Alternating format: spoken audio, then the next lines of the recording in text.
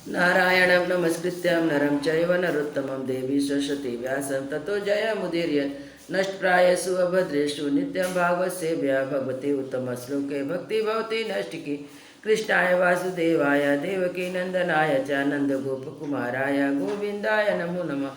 मूकं करोति वाचालं पङ्गुलङ्घ्यते गिरिं यत्कृपातमहं वन्दे परमानन्दं माधवं श्रीचैतन्येश्वरं श्रीगुरुदीनतारिणं। श्रीमद्भागवत महापुराण स्कंद 8 अध्याय 23। बलि का बंधन से छूटकर सुतल लोक को जाना। श्री सुखदेव जी कहते हैं, जब सनातन पुरुष भगवान ने इस प्रकार कहा तो साधुओं के आदरणीय महानुभाव दैत्यराज के नेत्र में आंसू छलक आए। प्रेम से उनका गला भर आया। वे हाथ जोड़कर गदगद वाणी से भगवान से कहने लगे। बलि ने कहा, प्रभु, मैंने तो आपको पूरा प्रणाम भी नहीं किया, केवल प्रणाम करने मात्र की चेष्टा भर की।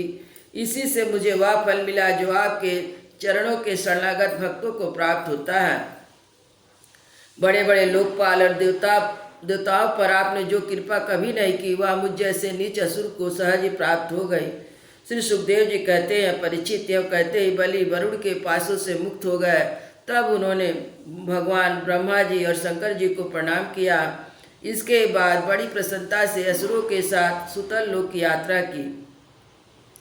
इस प्रकार भगवान ने बलि से स्वर्ग का राज लेकर इंद्र को दे दिया और अदिति की कामना पूर्ण की। स्वयं उपेंद्र बनकर वे सारे जगत पर शासन करने लगे। जब प्रहलाद ने देखा कि मेरे बसधर पौत्र राजा बलि बंधन से छूट गए, उन्हें भगवान का कृपा प्रसाद प्राप्त हो गया, तो वे भक्ति भाव से भर गए। उस समय में भगवान की इस प्रकार स्तुति की। प्रहलाद जी ने कहा, प्रभु, यह कृपा प्रसाद तो कभी ब्रह्मा जी, लक्ष्मी जी, शंकर जी को भी नहीं प्राप्त हुआ, तथा दूसरे की बात ही क्या हो, विष्णुबंध ब्रह्मा आदि भी जिनके चरणों की वंदना करते हैं, वही आप हम असुरों के दुर्गपाल किलेदार हो गए। शरणागत वत्सल प्रभु, ब्रह्मा आदि लोकपाल आपके चरण कमलों का मकरंद रस सेवन करने के कारण सृष्टि रचना की शक्ति आदि अनेक विभूतियाँ प्राप्त करते हैं। हम लोग तो जन्म से ही खल और कुमारगामी हैं। हम पर आपकी ऐसी अनुग्रहपूर्ण दृष्टि कैसे हो गई, जो आप हमारे द्वारपाल ही बन गए। आपने अपनी योग माया से खेल खेल में त्रिभुवन की रचना कर दी।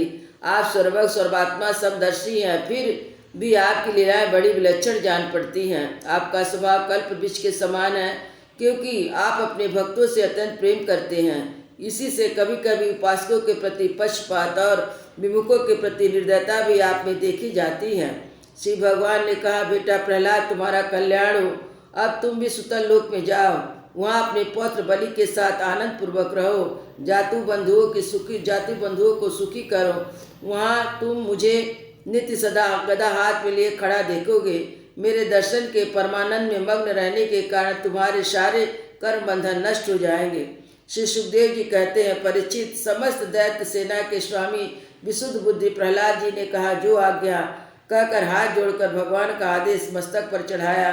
फिर उन्होंने बलि के साथ आदि पुरुष भगवान की परिक्रमा की, उन्हें प्रणाम किया और उनसे अनुमति लेकर सुतल लोक की यात्रा की। परीक्षित, उस समय भगवान श्रीहरि ने ब्रह्म आदि ऋग्विजों की सभा में अपने पास बैठे हुए शुक्राचार्य जी से कहा, ब्राह्मण, आपका शिष्य कर रहा था, उसमें जो त्रुटि रह गई थी उसे आप पूर्ण कर दीजिए, क्योंकि कर्म करने से जो कुछ भूल चूक हो जाती है वह ब्राह्मणों की कृपा दृष्टि से सुधर जाती है। शुक्राचार्य जी ने कहा, भगवान, जिसने अपने समस्त कर्म समर्पित करके सब प्रकार से योगेश्वर यज्ञ पुरुष की आपकी पूजा की, उसके कर्म में कोई त्रुटि, कोई विषमता कैसे रह सकती है? क्योंकि मंत्रों की अनुष्ठान की पद्धति, देश काल पात्र वस्तु की सारी भूलें आपके नाम संकीर्तन मास से सुधर जाती है। आपका नाम सारी त्रुटियों को पूर्ण कर देता है। तदापि अनंत, जब आप स्वयं कह रहे हैं, तब मैं आपकी आज्ञा का अवश्य पालन करूंगा। मनुष्य के लिए सबसे बड़ा कल्याण का साधन यही है कि वह आपकी आज्ञा का पालन करे। सुखदेव जी कहते हैं, भगवान शुक्राचार्य ने भगवान श्री हरि की आज्ञा स्वीकार करके दूसरे भाषियों के साथ बलि के यज्ञ में जो कमी रह गई थी उसे पूर्ण किया।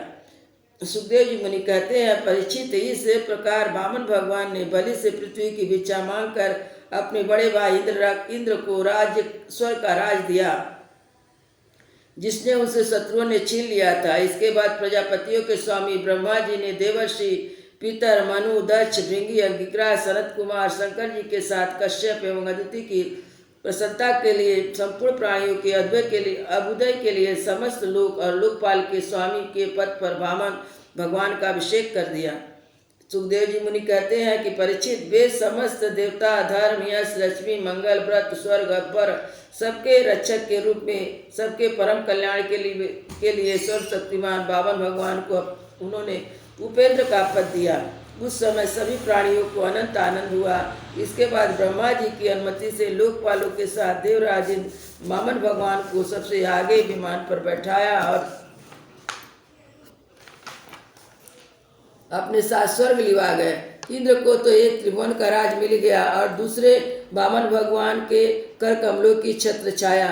सर्वश्रेष्ठ ईश्वर लक्ष्मी जिनकी सेवा करने लगी, वे निर्भय होकर आनंद उत्सव मनाने लगे। ब्रह्मा, शंकर, सनत कुमार, भृंगु आदि मुनि, पितर, सभी भूत, सिद्ध, विमान रोही देवतागण भगवान के इस परम अद्भुत महान कर्म का गान करते हुए अपने अपने लोक को चले गए। सबने अदिति की भी बड़ी प्रशंसा की। सुखदेव जी मुनि कहते हैं, परीक्षित, तुम्हें मैंने भगवान की यह लीला सुनाई।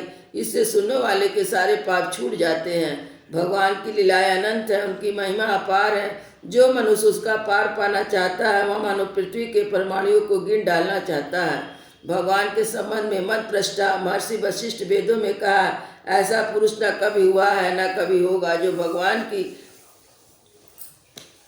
भगवान की महिमा का पार पा सके। देवताओं के आराध्य अद्भुत लीलाधारी वामन भगवान के अवतार चरित्र का जो श्रवण करता है उसे परम गति की प्राप्ति होती है। देवयज्ञ, पितृयज्ञ और मनुष्य किसी भी कर्म का अनुष्ठान करते समय जहाँ जहाँ भगवान की इस लीला का कीर्तन होता है वह कर्म सफलतापूर्वक संपन्न हो जाते हैं। बड़े बड़े महात्माओं का अनुभव। सियावर रामचंद्र की जय। पवन सुत हनुमान।